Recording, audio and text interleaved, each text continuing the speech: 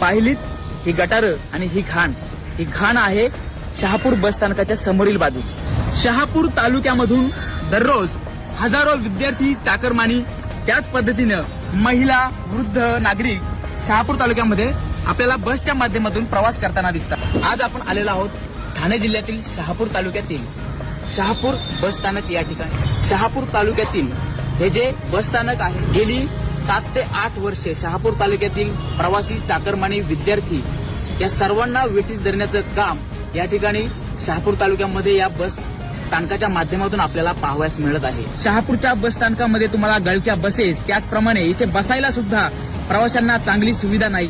सुलभ शौचालयाच्या नावाने या ठिकाणी चालवले जाणारे शौचालय 5 रुपये 10 रुपये या पद्धतीने प्रवाशांकडून, येथे येणाऱ्या महिलांकडून, विद्यार्थ्यांकडून घेत असते, परंतु अतिशय घाण पद्धतीचं हे जे शौचालय आहे या ठिकाणी आपल्याला पाहावयास मिळतं। याला जबाबदार कोण?